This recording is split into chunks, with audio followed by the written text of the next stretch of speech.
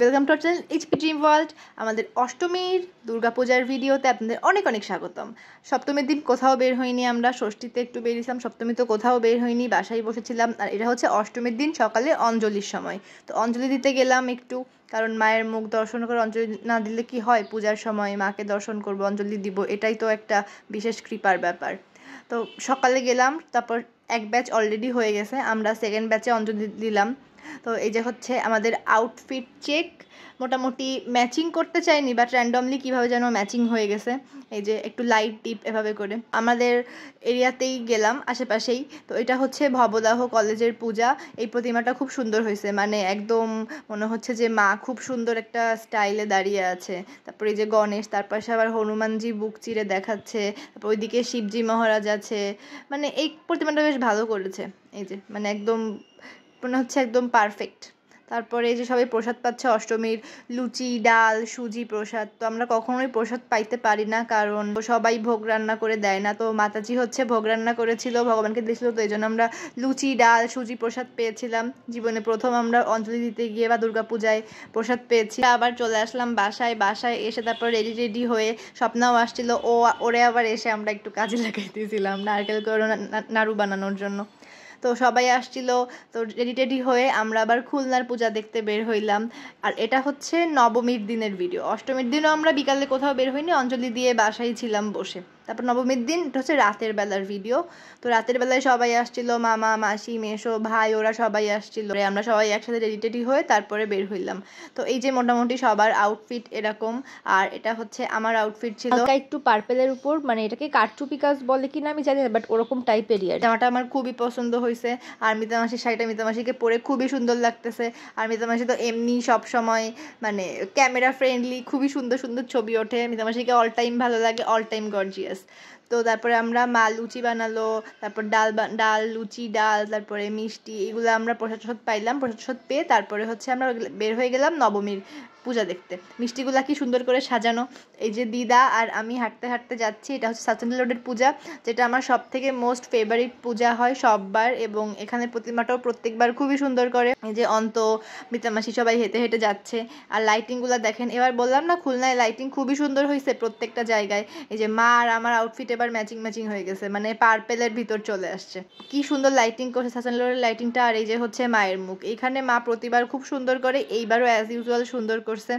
খুবই সুন্দর মায়ের মহিষাসুর মর্দিনী রূপ, যেটা প্রত্যেকবারই এখানে খুব সুন্দর হয়। এরপর আমরা সবাই লাইন দিয়ে একটু কিছুক্ষণ বসেছিলাম, মামি দিদা মা মাসি আমি ভাইরা সবাই। ওই যে পৃথ্বীরাজ তো অল টাইম দুষ্টুমি করে অ্যাজ ইউজুয়াল। এরপরে আমরা খুলনার আরও অনেক জায়গায় গেলাম, বাট সব জায়গা কভার করতে পারিনি। বিশেষ জায়গাগুলোতে গেলাম, যেরকম এটা হচ্ছে ধর্মসভার মন্দিরের প্রতিমাটা, মায়ের বিগ্রহটা দেখেন এত সুন্দর হয়েছে, একদম পুরো বাঙালিয়ানাভাবে সাজাইছে মাকে, এত সুন্দর লাগতেছে। স্বপ্নাও বেশ সুন্দর করে শাড়ি পরছে, ওকেও সুন্দর লাগতেছে। আর ধর্মসভার মন্দিরে তো অনেক সুন্দর করে লাইটিং করে, এটা তো আর বলার অপেক্ষায় রাখে না। আগেরবারও করছিল, এবারও সুন্দর। আগেরবারও একটা গোল লাইটিং করছিল মাথার উপরে, এবারও একটা গোল লাইটিংয়ের মতো করছে।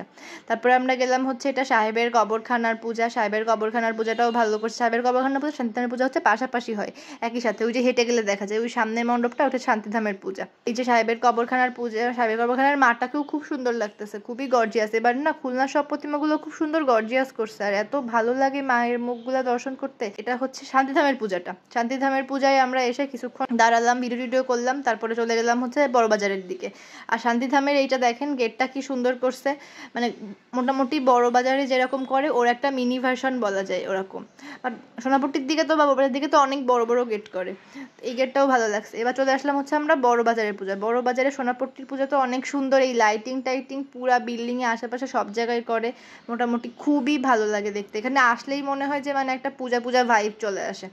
আর এই যে দেখেন এবারের মণ্ডপটা পিছনে কি সুন্দর করছে। লাইটিংয়ের জন্য খুব একটা বেশি ফোকাস নিচ্ছে না, কেন জানি লাইটিংয়ের মধ্যে না মানে ব্লিঙ্ক করে, তারপরে অনেক বেশি আলো চলে আসে, ক্যামেরা না চোখে যেরকম আমরা দেখতে পারি ঠিক সেই ফোকাসটা নেয় না। কেন নেয় না আমি জানি না, বাট কেনই জানি নেয় না। তো আপনারা যদি কেউ জানেন একটা ভালো ফোন, মোটামুটি মিনিমাল রেঞ্জের ভিতর, অ্যাফোর্ডেবলের ভিতর, একটু সাজেস্ট করবেন তো অ্যান্ড্রয়েড ফোন। বড়বাজারে সুন্দর করে পূজা দেখতে হলে বা ছবি তুলতে হলে লাইটিংয়ের মধ্যে রাত করে না আসলে অষ্টমীর দিনে খুবই। এই সোনাপট্টির ভিতরের এই যে পূজা সোনাপট্টির ভিতরের মাটা এবার এত সুন্দর হয়েছে, সামনাসামনি ক্যামেরা তো কিচ্ছু আসেনি, সামনাসামনি দেখলে মনে হচ্ছে মা এত অপূর্ব, এত সুন্দর ড্রেসিং, এত সুন্দর গেট আপ, এবং এই ভিতরের এই মণ্ডপটা দেখেন, মণ্ডপটাও কি সুন্দর ভালো লাগতেছে, খুব গর্জিয়াস গর্জিয়াস এটা। আর এটা হচ্ছে বড় বাজারের পূজা, ওই যে সিঁড়ি দিয়ে। নবমীর দিন বিকালে তো অনেক ভিড়, এই দেখেন এখনই তাই কি পরিমাণ ভিড়। আমরা এইটা প্রায় 12টা মতো বাজে, তাই এই অবস্থা। আর আরও আগে আসলে তো পুরো চ্যাপটা হয়ে যাইতাম। এরপরে আমরা হাঁটতে হাঁটতে গেলাম হচ্ছে আদিবাজার কালীবাড়ি। রাস্তাটা পুরোটাই লাইটিং করা, ওই যে পিছনের বড় বাজারের মন্দিরটাই দেখা যাচ্ছে। তো আমরা চলে আসলাম এবার ওই যে ওই গেটটা, ওটা হচ্ছে আদিবাজার কালীবাড়ির গেটটা। এদিক দিয়ে আবার হাসপাতাল রোডেও যাওয়া যায়। মোটামুটি আপনারা যদি বড় বাজারের দিকে পূজা দেখতে নামেন, আপনারা একবারে 4টা থেকে 5টা পূজা একবারে দেখে ফেলতে পারবেন এক হাঁটাহাঁটির মধ্যে দিয়ে। এই রাস্তাটাও সুন্দর করছে, উপরে সুন্দর ফুল পাখি এই টাইপের লাইটিং করছে, তাই মা যাচ্ছিল হেঁটে হেঁটে। এবার তাই দেখে আমার আবার পিক তুলতে মন চাইলো, আমি আবার দাঁড়ায় পড়লাম, কিন্তু কিছুতেই ওই পাখির লাইটিংটা আসতেছে না। খুব চেষ্টা করতেছি যে পাখির লাইটিংটা আসানোর, কিন্তু আসতেছে না, ফুলটা আসতেছে। পরে আবার ফোন নিচু করে পাখির লাইটিংটা আনলাম, ওই যে মা নিচু করে দিচ্ছে ওই উপরে, ওইটা হচ্ছে ফুলের পাখির লাইটিং। তো এই দেখেন এখানে মায়ের মুখটা কি সুন্দর গর্জিয়াস, মাকে এখানে প্রত্যেকবারই গর্জিয়াস করে সাজায়। তারপরে ভিতরটাও সুন্দর, এই যে আদি কালীবাড়ি সর্বজনীন পূজা মন্দির। এখানে আবার সেলফি বুথও করছে, 2-3টা সেলফি বুথ করছে, একটা সেলফি বুথ, সাইডে আরও একটা ছিল, ওখানে বসাও যায় তো ওই যে পিছনে। পরে আমরা চলে আসলাম হাসপাতাল রোডের পূজায়। ওই রাস্তাটা পুরাটা এইরকম ঝিকিমিকি ঝালরওয়ালা লাইটিং দেয়, যেটা পূজার মধ্যে সব থেকে অ্যাট্রাকটিভ। আমি প্রত্যেকবারই বলি যে আমার পূজায় এই ঝালরওয়ালা লাইটিং খুব ভালো লাগে। ঝালরওয়ালা লাইটিং বলতে আমি বুঝাচ্ছি যে মাথার উপর থেকে লাইটিং দেয় না, এইটাকে। আমি আর মা স্বপ্না হাঁটতে হাঁটতে চলে আসলাম হাসপাতাল রোডের পূজাটা। হাসপাতাল রোডের পূজাটাও এবার সুন্দর করে করছে। তা আমরা আবার একটু বাজার পেয়ে বাজার করে নিলাম।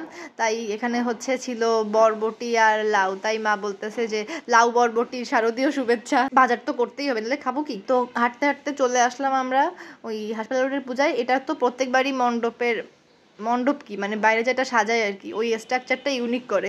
এইবারও দেখেন কি সুন্দর করছে, মানে একটা অন্যরকম মানে থিমে করছে। থিমটার নাম ঠিক জানি না, বাট ওই যে মানে পুতুল থাকে না, ট্যাপা পুতুল টাইপের, বা নেপালিরা বা যেরকম একটা স্ট্রাকচারে হয় সেরকম। তো ভিতরেও সুন্দর করছে, এই যে এরকম ইউ টাইপের। তারপরে যে খড়ের গাদা টাদা দিয়ে সুন্দর করে করছে। এই বাজারের দিকে পূজা দেখতে আসলে আসলে রিক্সা বা অটো নিয়ে কোনো লাভ নেই, কারণ এদিকে রাস্তা আটকানোই থাকে। তো হেঁটে হেঁটে এদিক দিয়ে পূজা দেখাই ভালো, আর পাশাপাশি তো খুব বেশি দূরেও না। শহরের মধ্যে অনেকগুলো পূজা হয়, তো সবই মোটামুটি কাছাকাছি। আর এই যে গণেশের একটা সেলফি বুথ করছে। আর ওই রাস্তাটাই মানে হাদিস পার্কের সামনে যে উঠছে, এই রাস্তাটা শুরু থেকে ওই মাথা থেকে আদি কালীবাড়ি থেকে এই অবধি পুরাটাই এরকম লাইটিং করা। তো আমরা এবার রিক্সায় করে চলে গেলাম শিববাড়ি মন্দিরে। তো রিক্সায় 3জন একসাথে বসে বেশ সুন্দর বাতাস খাই দেখে শিববাড়ি মোড়ে চলে গেলাম। শিববাড়ি মোড়ের লাইটিং তো অ্যাজ ইউজুয়াল সুন্দর হয়ই, ওই গোল চত্বরটা সুন্দর করে সাজায়, যেটা আপনারা আগের দিন ভিডিওতেও দেখছেন। এই যে আর পুরা এখানে সব বিল্ডিংটা সাজায়, আরও বেশি ভাল লাগে। আর এই মন্দির থেকে এই শিববাড়ির এই রাস্তা পর্যন্ত এইটুকু রাস্তা ব্লক থাকে, অন্য সাইড দিয়ে গাড়ি ঘোড়া চলে। তারপরে আমরা ওইখানে একটু কিছুক্ষণ বসলাম, বসে টসে তারপরে বাসায় চলে গেলাম, কারণ তখন প্রায় 1টা মতো বেজে গেছে, অনেক বেশ রাত হয়ে গেছিলো। যদিও তাও ভিড় ছিল, মানে মনে হচ্ছে যে এখন কেবল মানুষজন আসা শুরু করতেছে, এরকম একটা ব্যাপার। তো গেটটাও তো আপনারা আগের দিন দেখছেন। তো আজকের মতো ভিডিও এখানেই রাখছি। আর নেক্সট ভিডিও হচ্ছে দশমীর, একটাই ভিডিও বাকি। নবমীর তো এই যে ভিডিও দেখছেনই, এবার ঘোরাঘুরি অল্প, তাই ভিডিও অল্প। আর পূজার দিনগুলো না খুব জলদি চলে যায়, মানে মা আসে আর যায়। মায়ের বিগ্রহটা এইখানে না লক্ষ্মী আর সরস্বতীকে একদিকে দিছে, গণেশ কার্তিককে একদিকে দিছে, এটা কেন দিছে বুঝলাম না। তো এটা হচ্ছে আমাদের বাসার পাশের পূজা। তো বাসার পাশে চলে আসলাম, বাসার পাশে পুজো টুজোতে দেখে তারপরে আমরা বাসায় ঢুকে গেলাম। তো আজকের মতো এখানেই। ভিডিও ভালো লাগলে please do like and subscribe, and thanks for watching. Tata, bye from Navami. Stay tuned for দশমীর vlog. Bye. স্বপ্নাও পিছে দিয়ে বাই দিচ্ছে, বাই বাই। আজকের মতো নবমী এখানেই ডান, টাটা বাই।